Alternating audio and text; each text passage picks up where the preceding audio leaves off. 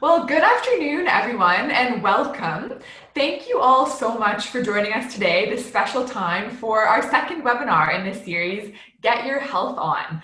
We are thrilled to be introducing our featured guest speaker, Harley Pasternak, who just popped in now, Hollywood trainer to the stars, celebrity trainer, nutritionist. He will be sharing his insights about fitness, sleep, and nutrition. And today we also extend a warm welcome to our 4 incredible, talented, and successful alumni who will be sharing their fitness journeys as well. Before we begin the program, we would like to thank our sponsors for today's webinar: Abbott Diabetes Canada, Ascensia Diabetes Care, BD, Dexcom, Insulet, Medtronic, Novo, and Tandem Diabetes Care.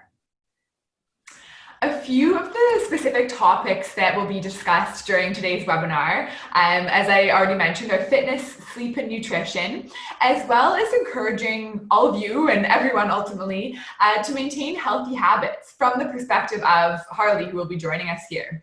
The panelists will also be asking some of their personal questions to Harley and discussing the evolution of their fitness journeys, improving healthy habits, and how to overcome some of the obstacles and setbacks that are connected with living with diabetes as well. So my name is Barbara Pasternak, founder and chair of Diabetes Hope Foundation, and proudly the mother of our guest speaker today. And my name is Anna Southall-Millward, and I've been involved with the DHF for a number of years in a number of ways, receiving my scholarship in 2009, and now I'm currently a member of the board of directors, the scholarship advisory board, peer mentor, and a few other things as well. And again, as an athlete, a health aficionado myself, and a diabetic, I'm thrilled to be here with you all today. So Barbara and myself will be your hosts this afternoon. To help us start off today's webinar, let us introduce our guest speaker for the afternoon, Harley Pasternak. Okay. Right. So again, celebrity trainer, nutritionist, Harley Pasternak holds a Master's of Science in Exercise Physiology and Nutritional Sciences from the University of Toronto, and an honors degree in Kinesiology from University of Western Ontario. Harley is also certified by the American College of Sports Medicine and the Canadian Society of Exercise Physiology, as well as he also served as an exercise and nutrition scientist for Canada's Department of National Defence. In addition, long list here, Harley is a New York Times bestselling author whose books include The 5-Factor Fitness, 5-Factor Diet, The 5-Factor World Diet, The Body Reset Diet, The Body Reset Cookbook, as well as 5 Pounds. Harley's titles have attained global bestseller status, actually, which has led to translation in 14 languages in over 25 countries across the globe.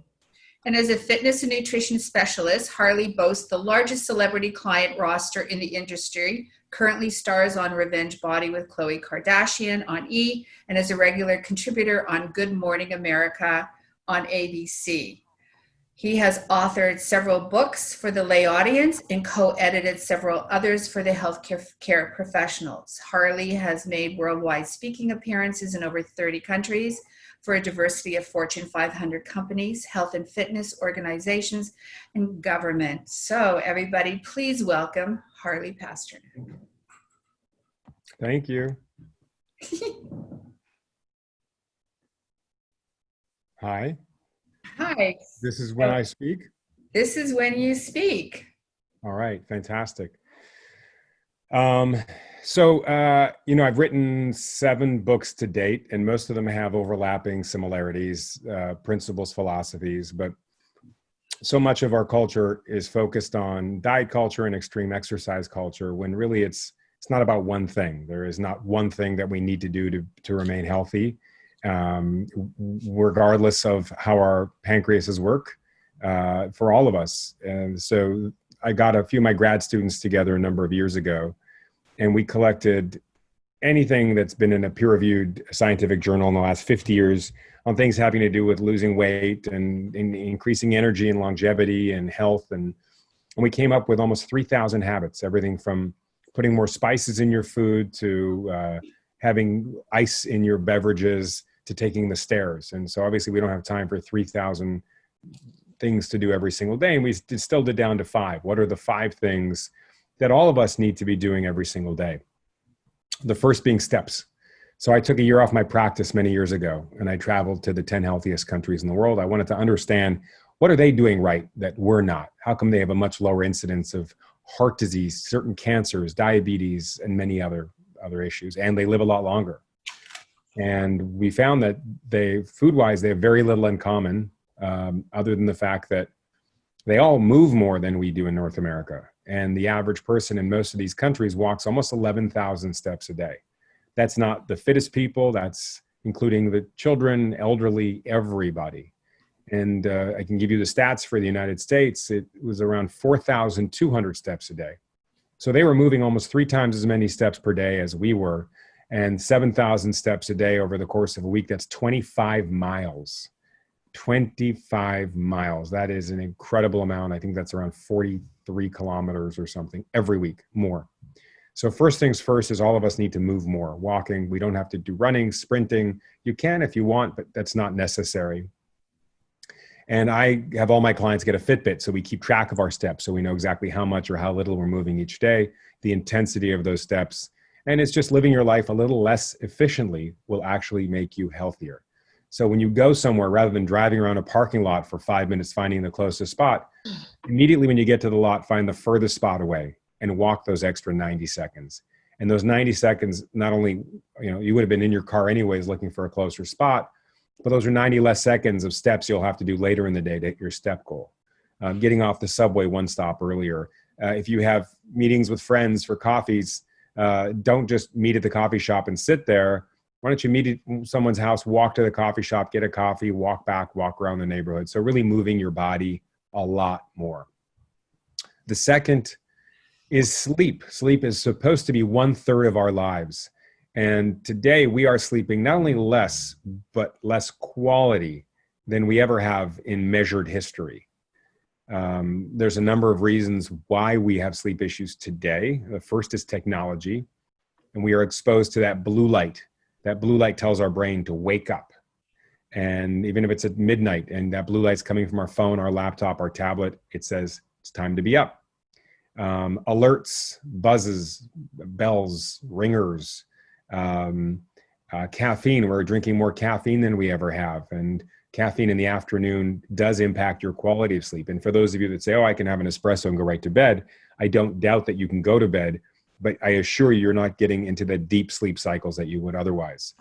Alcohol consumption. It's the most commonly used sleep aid in the world, yet it is the worst thing possible for your sleep, your quality of sleep, your depth of sleep, your length of sleep. It might knock you out to fall asleep, but I assure you, you're not getting into that deep, real restful sleep. So those are some things that you really should address. I sleep with earplugs, an eye mask. I do everything I can to basically increase my quality of sleep because it's essential to my daily health. The third is technology itself. So we have become so plugged in today, it's really important we make an effort to unplug. Minimum 1 hour a day. Ideally, it's over 1 hour, 2 hours, but minimum 1 hour a day, no cell phone, laptop, tablet, just unplug from technology altogether. Remember when we used to talk to people, be with people, read a book, be present, do sport, anything. Just unplug from technology at least 1 hour a day. The fourth is food. Well, this is a challenging one because there's 5,000 food ideologies from Atkins' own, Pritikin, South Beach, Jenny Craig, and everything in between. And guess what? They all work. Every single one of them works. The issue is how difficult they are to stick to, how antisocial they are, how enjoyable they are or not. And that will dictate how long you're able to adhere to an eating plan. But the most important things that we should keep in mind is most of the research to date, regardless of what that one cool study came out last year that found, or that anecdotal story that came about of something else, is grazing is still better than gorging, multiple small feeding throughout the day, 3 meals and 2 snacks, protein, fiber, and healthy fat at each meal. And reducing sugar is essential. And I know for those of you out there who are insulin dependent, you try and balance your sugar intake with your insulin, but at the end of the day, the less insulin you need, the better your A1Cs will be in the long run. And I think that's really important. So between the exercise, helping with your A1Cs, your diet being stable. Your sleep has a profound impact on your A1Cs as well. So these four are really important. And the fifth, push something, pull something, lift something, challenge your joints, your muscles, your connective tissue, your bones, at least 5 minutes a day. And it sounds like nothing, but I assure you, if you do jump lunges for 5 minutes, if you do back rows, if you do triceps extension, hip thrust, glutes, any of those, you'll feel it.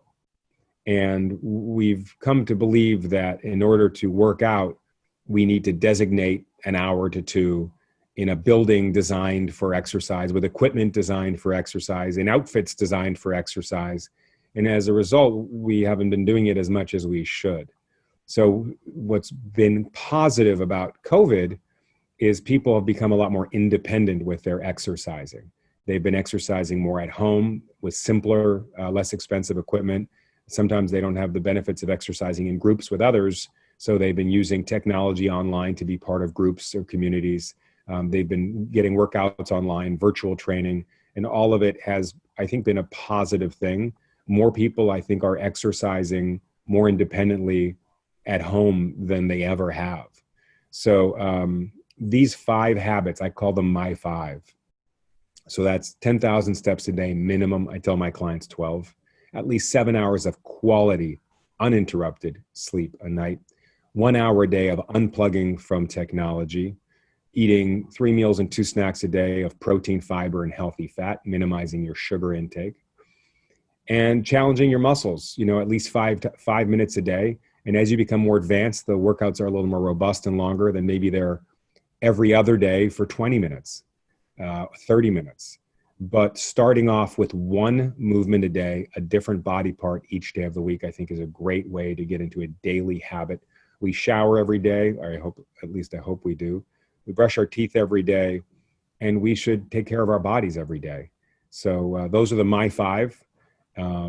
There's 2 books ago, I wrote a book called 5 Pounds, and those my 5 habits are featured in that book. So I'm open to questions if anybody has any.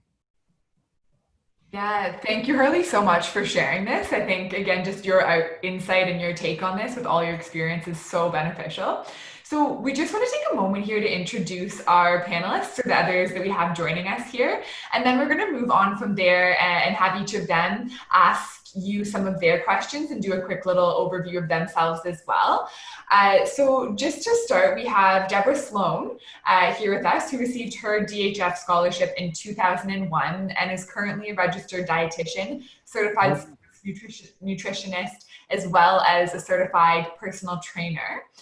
We also have Ina Torodova, who has actually won over 10 international bodybuilding competitions, is a fitness specialist, and a precision nutrition certified coach as well.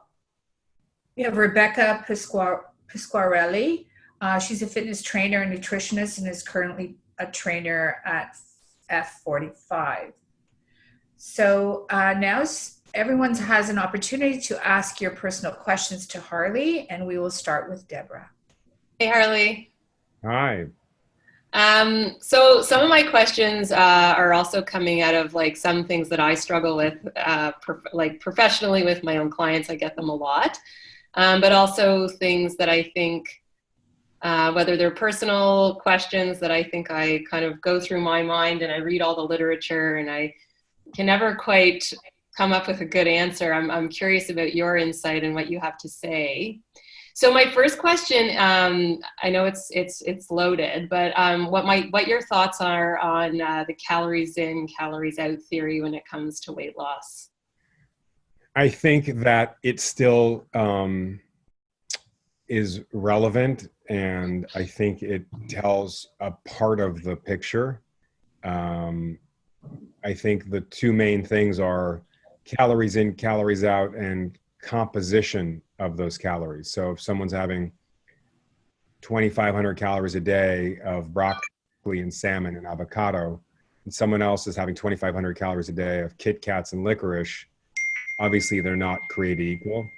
So I think calories in versus calories out is 100% a relevant component of health and weight management.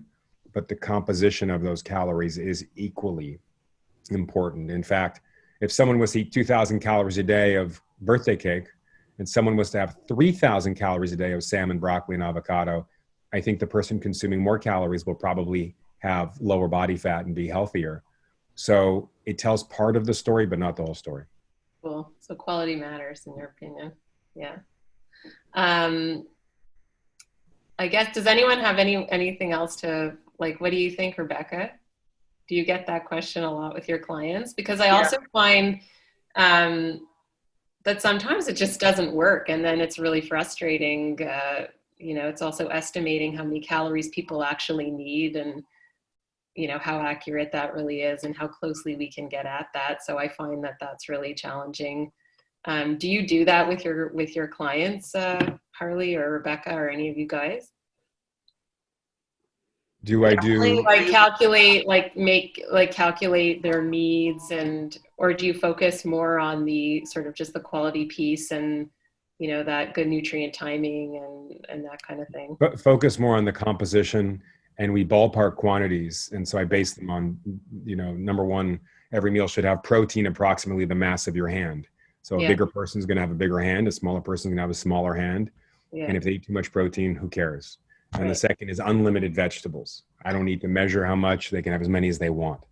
The third is up to a palmful of water-soluble fiber. And so either coming in the form of a legume, coming as a high-fiber fruit, coming as a whole grain. Yeah. So that's the one thing where there's sort of a, up to, I use the prefix, and that's important to have, which means you don't even need to have any of it at a meal. But if you'd like to, you can have up to this much.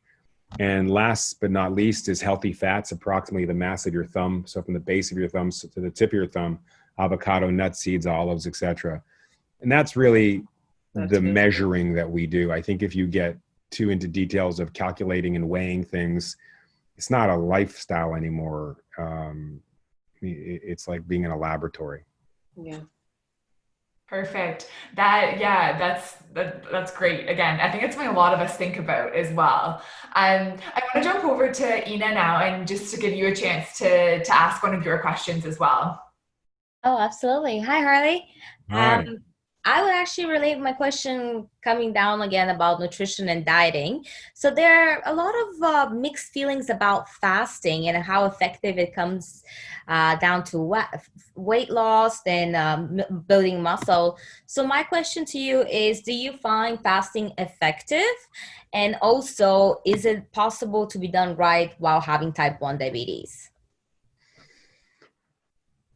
So I'll answer it a few ways. First is almost any structured eating plan will help people in some things for some period of time. The main benefit of fasting is that you have less time to eat over the day, and so theoretically you'll eat less calories.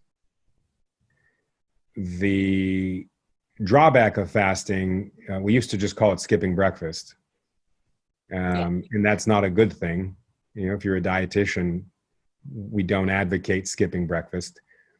If you're trying to build muscle, fasting is terrible for you, because you can store fats, you can store carbohydrates, we can't really store protein.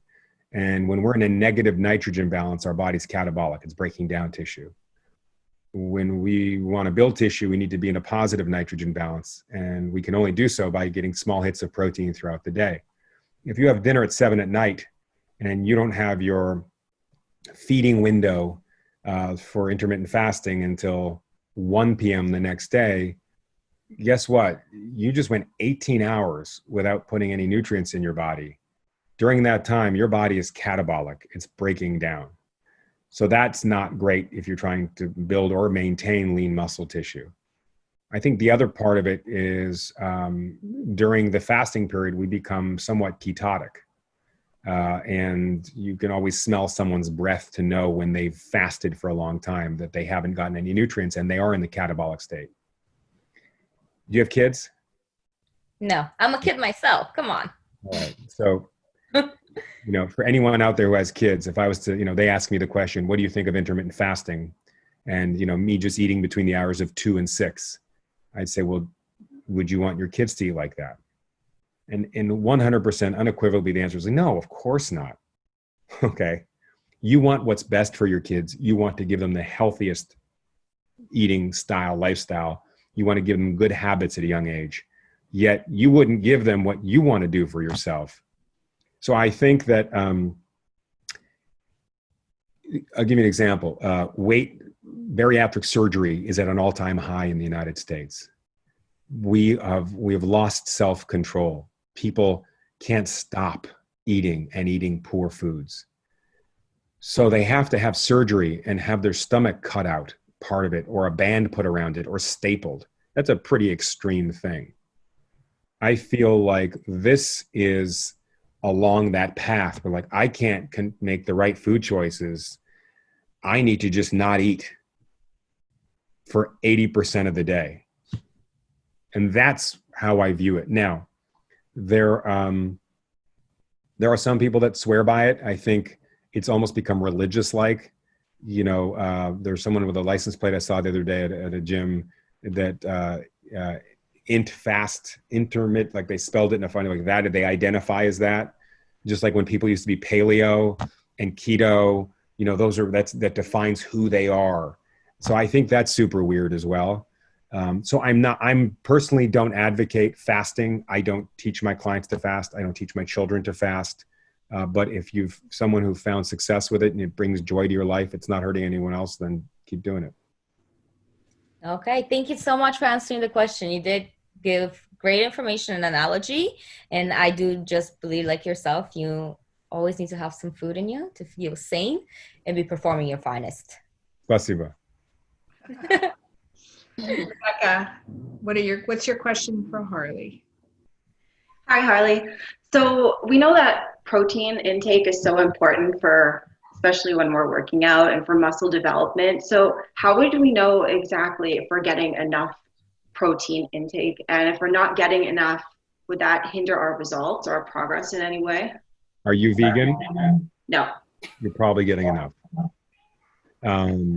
Very few people have protein deficiencies. They mainly have fiber deficiencies or deficiency of healthy fats or micronutrients. But the original, we're talking Canada now. So Canada's RNI, right? RDA. Recommended nutritional intake. RDA. Oh, sorry, RDA, the US RNI, sorry. So RDA was 0.8 grams of protein per kilogram of body weight per day.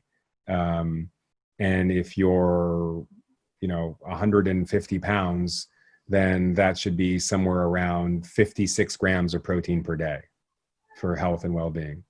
If you're trying to have a somewhat higher protein diet and build lean muscle tissue, that number goes up to 1.2 to 1.4 grams of protein per kilogram per body weight per day. So I'm 100 kilograms. That's a simple way to do it. I should be taking in at least 120 to 130 grams of protein per day, 120 to 140.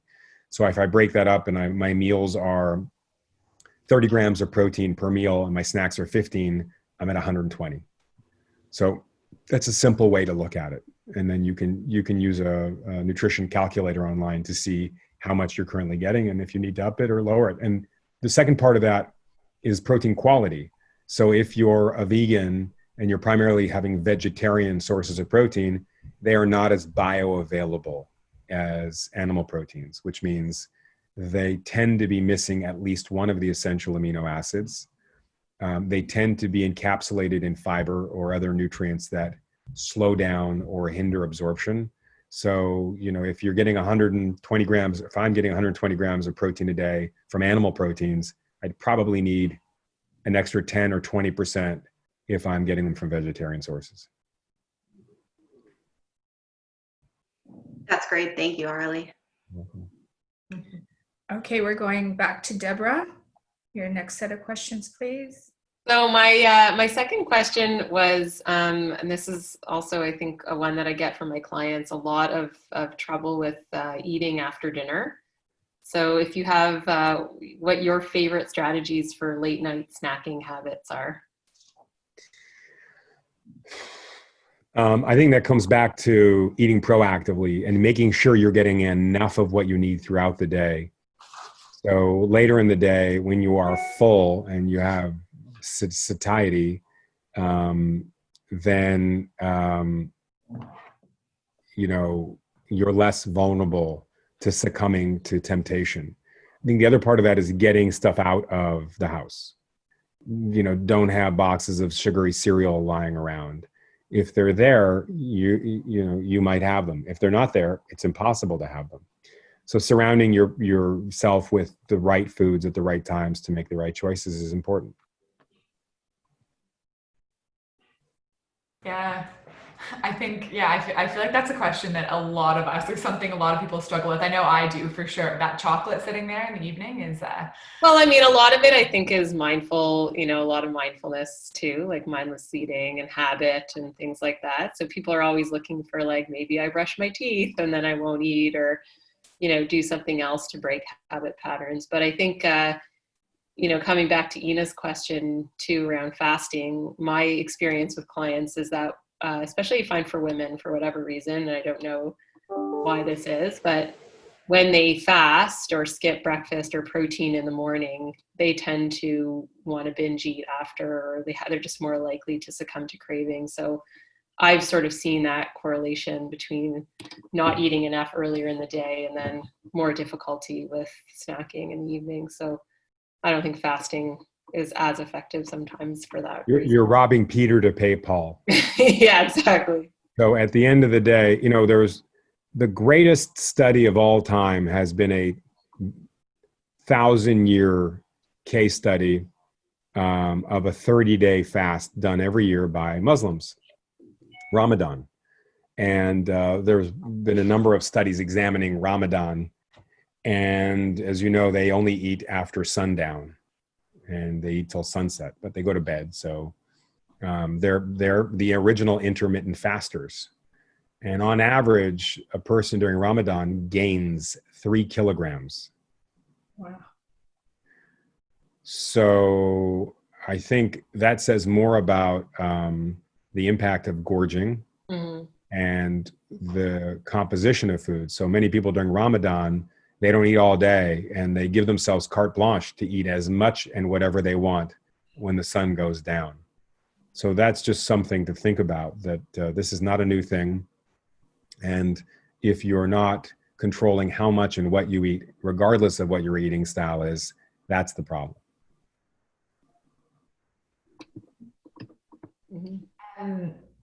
Yeah, let's jump into your next question if you have that ready. I would give a little break to dieting as much as, and shift it a little bit to more fitness related exercises. So hearing your story that you've trained both of your brothers who are diabetic, I wanted to hear your thoughts about specific strategy you may have developed when you are training type 1 diabetics, such as, let's say, insulin dosing. Would you give an insulin shot before training so you can stimulate more carb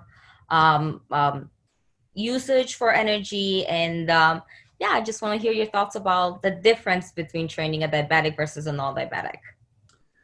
From my perspective, there's no difference. As far as when to have your insulin and how much, and taking advantage of the fact that you have access to insulin and you can control when you have it and how much you have, because there's a lot of professional bodybuilders that are type 1 diabetics and that have the most incredible physiques in the world. And they attribute a lot of it to their ability to manipulate their insulin and quantity and timing.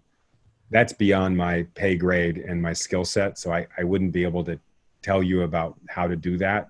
But from how I would train them, there's no difference. Thank you. That was my... Why don't you just share a few minutes with Harley with your experience in bodybuilding? I started bodybuilding because of being diabetic. And what happened was I won 10 international competitions.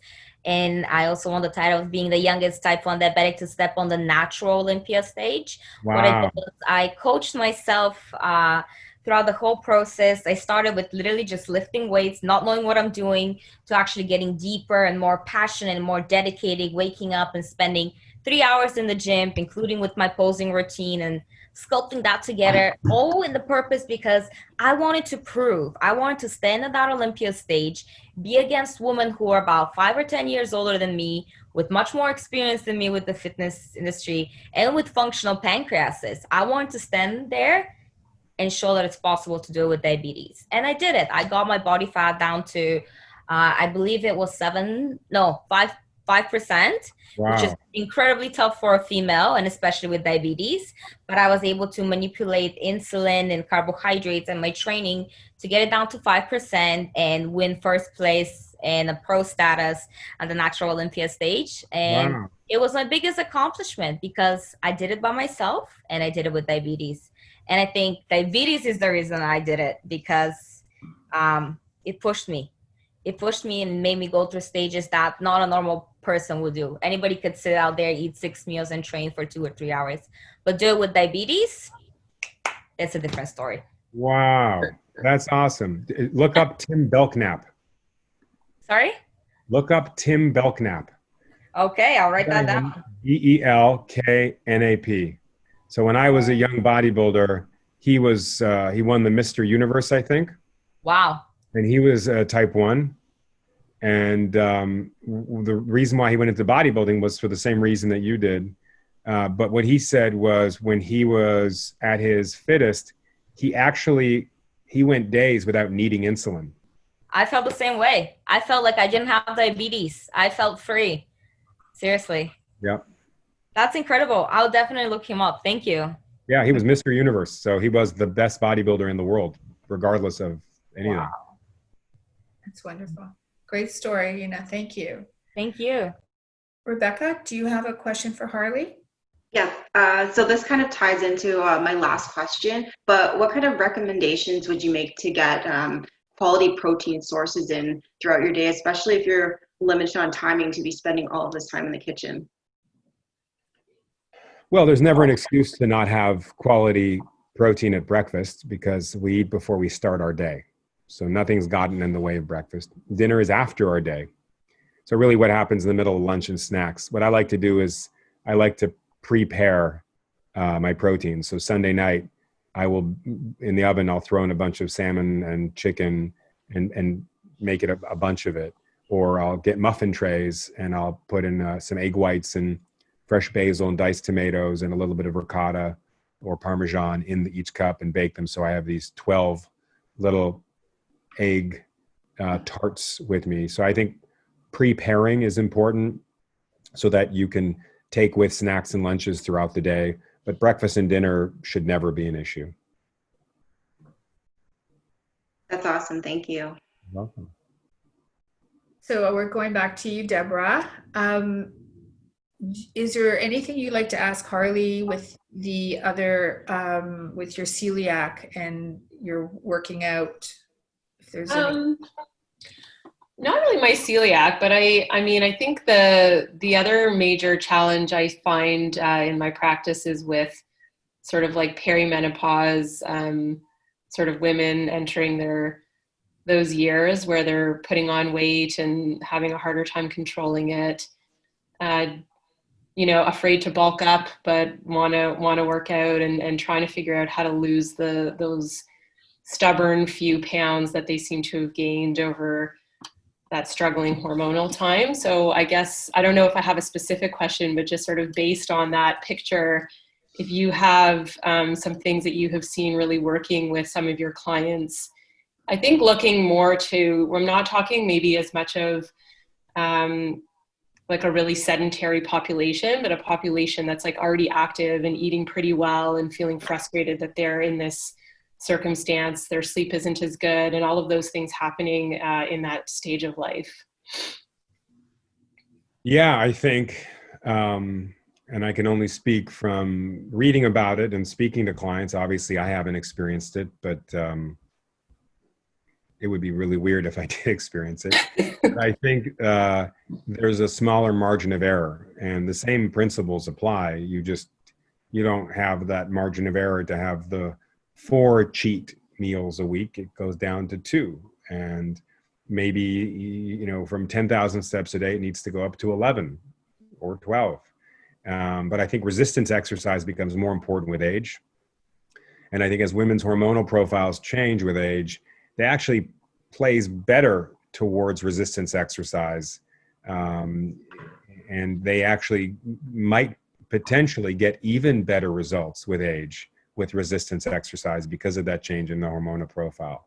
And with age, as they start to get central adiposity, which they probably had more peripheral adiposity with youth, I think the importance of really strengthening your posterior chain. So from a postural perspective, everything's drawn back and open. And so that it doesn't create the illusion of having a belly when you might not even have one. But if you do, it exacerbates it if you're doing too many crunches, push-ups, and leg raises. So really important that you're training your rhomboids and your triceps and your glutes and your rector spinae and your hamstrings and not doing biceps. My female clients do not do biceps, do not do chest at any age. My male clients don't even do biceps. So, being stricter and doing more, but also really driving more towards resistance exercise and with a focus on the posterior chain. That's great. Glad to hear they're consistent with my recommendations already. Oh, good. I think it's good to hear other professionals have to say. So that's awesome. Thanks. I just have a question for Harley. During these very stressful COVID times, many people's energy levels are lower, their motivation is lower. What are the ways to overcome this, to redirect your stress? A number of ways. Focus on a process. So if anyone hasn't read a book by Viktor Frankl called Man's Search for Meaning, it drives a lot of the philosophy that I use with my clients. During the Viennese thinkers of the turn of the century, or the Freudian school and everything that followed, Freud was all about sex, and then Jung was all about dreams, and Adler, and then Frankl. And Frankl had this brilliant message. He said, you cannot pursue success because success, just like happiness, can only ensue and happens as a natural byproduct of dedicating yourself to a process. The more you aim for an end goal, the more you'll miss it. So there's something about creating structure and habits when the world around you is going crazy and there's pandemics and riots and protests and elections and there's some crazy stuff happening. You can't control that. You can control how many times your feet move each day. You can control how many hours you stare at a screen. You can control what and how much you eat, and you can control, how you are towards other people. Those are the only things you can control. Use those as an anchor. Focus on the things you have direct control over. And the rest of the world and the issues and the chaos and the stress doesn't go away, but it becomes background noise rather than the focus of your attention. Thank you. That's very helpful for many of us out there. Anna, do you have a question for Harley? Yeah, I was going to say this kind of leaning on what you just answered there, Harley. This is actually, I want to throw this to Harley, and then afterwards, if anyone else has some commentary on this. Do you have any specific suggestions for those people who are out there who are very new to the whole world of fitness, nutrition as well, especially during this time when there isn't as much guidance available in an in-person gym or for, in-person sessions, that type of thing? Suggestions ultimately for getting started on a fitness journey and, any specific resources, that type of thing. Well, you can start with a book, online coaches, online programming. I think exercise and nutrition plans are more available today than they've ever been. That's good, and that's also bad because everyone and anyone is a guru. So I think, picking carefully where you're getting your information from, making sure it's from someone who actually went to university for whatever it is they're espousing, finished university.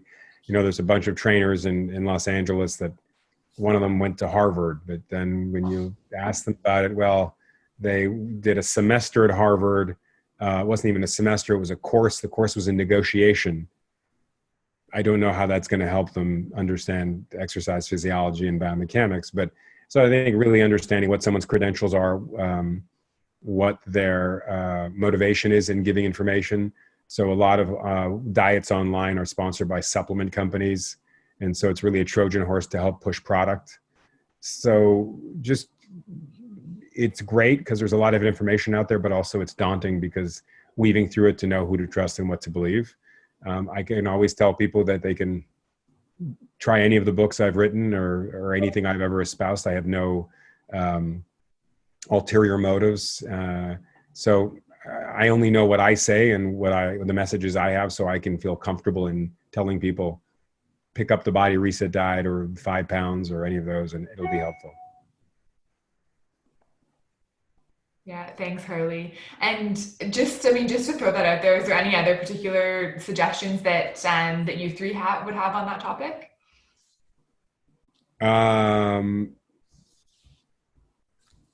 Probably not. I'm trying to think. I struggle with that too, Anna, a little bit in terms of specific recommendations for clients, only because I haven't tried them all, and I find it harder to tell people this is great or this is great. I can only base that off of, what other clients have said have worked really well. I know a lot of people use Fitness Blender as a place where they can access, a variety of different home workouts, different levels and things, but it's hard when you haven't. I was someone who never worked out at home in my life, so it's also new to me in terms of finding ones that work. And but I think in the chat, if anybody has used one that they think is good, they should post it for other people to see. But Fitness Blender is the one I hear the most about, I think, from various people in terms of like a good, accessible, free place to find a variety of different workout videos. I don't know how instructional it is in terms of form and whatnot, but it's hard to get everything. Yeah. I just want to take this conversation more to the movie star musician area. Harley, you've trained countless of successful movie stars and musicians, and being a celebrity trainer requires motivating clients towards adopting fitness into lifestyles and job, also recognizing that motivation comes from within and is influenced by outside factors. Do you experience boredom ever, and how do you create your self-motivation? I don't believe you need to motivate somebody, nor can you meaningfully motivate somebody. I think human nature is to strive for better. We want to be faster, stronger, smarter, healthier, more energetic, happier. That's within us. That's an innate drive that all humans have. And that's how we've evolved, and that's how we build computers and change fashion on a seasonal basis. So I think what gets in the way of someone's motivation of wanting to be healthier and do something about it is time, money, knowledge. And so my job is not to motivate people, but my job is to bridge the gap between them wanting to look and feel great and doing something about it. So the first book I wrote was called 5 Factor Fitness. It was about these 25-minute workouts and made up of 5 5-minute phases and really simple. So I think that drew a lot of people in, because prior to that, they're like, oh, I thought I have to do an hour a day and it's this and it's that. And they love the simplicity and succinct component of the program. And the second book I wrote was called 5 Factor Diet. And it was about eating 5 times a day. And I created 100 recipes that take no more than 5 minutes to prepare, 5 ingredients or 5 steps. So for people who want to lose weight and cook healthy, who didn't know how and didn't have the time, all of a sudden I bridge the gap. So that's really what I focus on, is giving people the tools to bridge the gap between wanting to do something and doing something. I just have to say that your first 5 Factor Fitness is your signature book, absolutely. And I remember when Harley trained, can I say Stephen Dorff at the very beginning, and you gave him a 6-pack in 5 weeks. Hollywood went completely crazy, and they said, "Who is this guy that's giving this kid a 6-pack in 5 weeks?" And I think that's what really landed much of your success at the very beginning. So simple, easy, unbelievable. Yeah. 5 places. There's, pardon the vulgarity, but in science, we learned BBB, bullshit baffles brains. And the better you understand a concept, the easier you can explain it to somebody. There was a great George Orwell, if you know who that is. George Orwell had a quote on how to write, tips on how to write. And I can't find it now, but one of them was, if you can use less words to explain something, use less words. If you can avoid using a scientific jargon, avoid it. If you can explain something with a shorter term, use that. And if you hear someone using a lot of complicated scientific terms and speaking quickly and just blah, it's because they don't truly understand what they're trying to tell you. So I think that's the key, is keep it simple. If you really understand a concept, you can explain it to people in a very simple, relatable way. Harley, just again, piggybacking on that a little bit, I'm just curious, so for you in terms of, overall looking at all the people you've trained over the years, do you find that there's an area, or it could be a specific question or struggle that the majority of your clients have come to you with? So something that they find particularly challenging and something that you've been able to help them with, or is it they're just a wide range there? There's a lot. I think one of them is sugar addiction is a big thing. I have a sugar addiction. I developed a mint that's in the US called Sweet Kick. It's a breath mint, plant-based breath mint, that after you have the mint and it dissolves in your mouth, not only do you have minty fresh breath, but you are unable to taste and therefore enjoy sugar for up to 2 hours. So we have this reward cycle in our brain that when we eat sugar, our brain releases opioids. It's a drug. So we really do become addicted to it. But when you go extended periods of time without tasting sugar, and therefore without getting that reward, you no longer associate sugar with a reward. And so that's something that I've been working on for years. That would be the biggest one, I think, sugar addiction. Interesting. Yeah. So are there any more questions from the panelists that you'd like to ask Harley before we wrap up? No? I just wanted, there's one question that came through. I'm sorry, you can ask yours after, but in the chat here, and I thought it would be good to address in the video. So someone was particularly asking you, Ina, about whether you use a pump or insulin, and kind of how you manage your diabetes specifically with your training. So I actually kind of answered it, but what I want to say is I used to be on a pump, which really is actually the reason why I'm in Canada, because they didn't have it back in my home country. I came here, I got the insulin pump, I was happy. I felt free and amazing until I started to train for Olympia.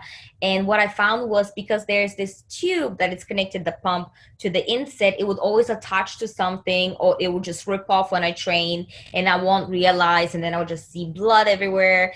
And it was really frustrating. And what happened was I got leaner is, if you don't have much body fat, which is what happened, the inset would kink and not deliver the insulin in your body, or deliver it at different times. So that left me in a few dangerous situations.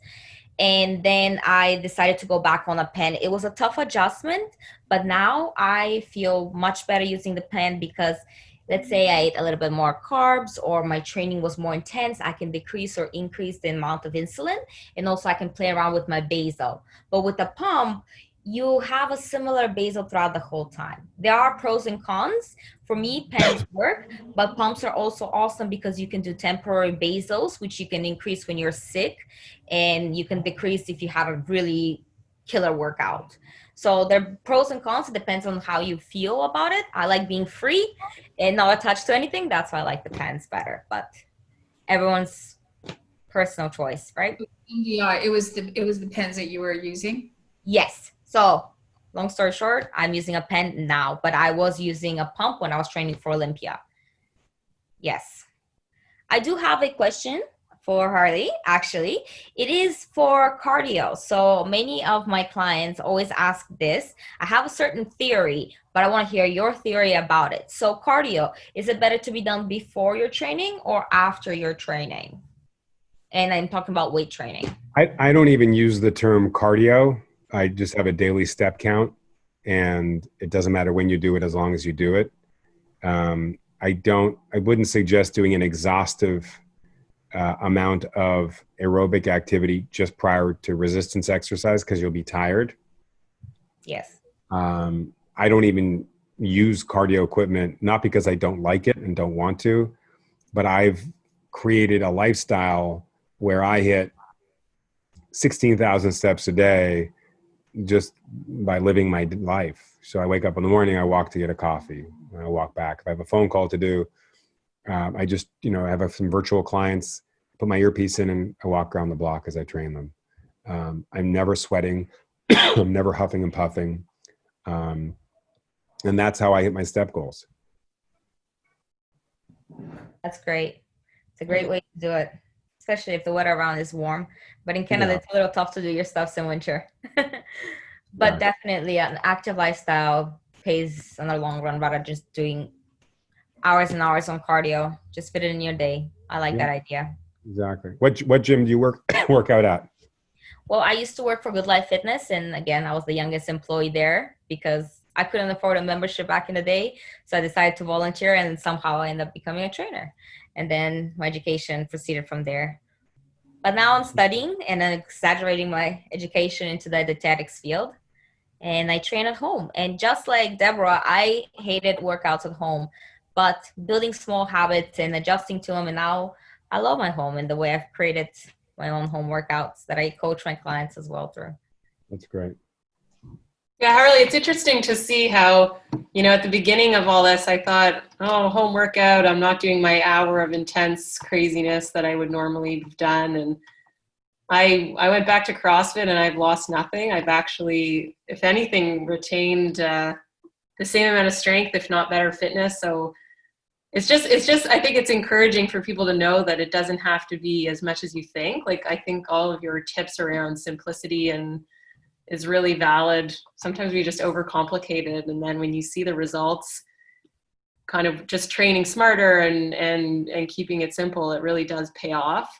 So I was pleased to see that too, because I thought, oh my God, I'm lost without going to the gym for an hour a day. And I was out more with the kids walking and doing a 25-minute efficient workout, and it was good for me. It was good enough for maintenance. So I think that's good for people to know that they can accomplish that without having to go to the gym. Barb, we were talking. How come you don't have a home workout set up? I have a beautiful gym at home. I really do. And thank you for Harley. So this has been totally inspirational. It's been a privilege having you on, Harley, and thank you for sharing your wisdom and your incredible experience. And we can hear you forever. I know our panelists plus our guests listening are just including all their comments about you, and we're just honored to have you on. Thank you so much, and thank you for our amazing panelists for your inspirational questions and your mindful questions and responses as well. And Anna, take it away. It's yours now. Yeah, I was just going to say thank you to everyone as well. This has been absolutely fantastic. Thank you. Thanks, everyone. So, Harley, we have a COVID resource website, and for anyone who's interested in going on some of the information that Harley shared with us, we're going to include with Viktor Frankl and a few of his other incredible book suggestions. We're going to include that on our resources as well. And I just have one bit of information that we unfortunately have to cancel our subsequent webinars. We're not canceling, we're just rescheduling it for the end of November. We have, or end of October, beginning of November, we just have some scheduling issues that we have to work out. So for those who are ready to join us for virtual care, we're going to be rescheduling that for the next month. And all the other 12 webinars that we have scheduled. I think people's lives have become really busy with school starting and with so many other webinars going on. Ours has been very unique and it's been extremely well received, and it's basically kids talking to kids with diabetes and talking about issues that are really important, especially during the transition. So again, for our wonderful panelists and Harley, it's been an amazing webinar. Anna, don't you think so? Been fantastic. Yeah. And again, I think having everyone here and the three of you, Ina, Rebecca, Deborah, has been amazing to complement Harley. So yeah, thank you so much for everyone again joining. Just again, for those who have made this session possible, our sponsors, Abbott, Essentia, BD, Dexcom, Insulet, Medtronic, Novo Nordisk, Tandem Diabetes, a big slew there. Thank you so much. We really do appreciate it. It's with your help that these things are possible. So yeah, it's been fantastic. And remember, we will be back, and be safe. And again, thank you and God bless. Thank you.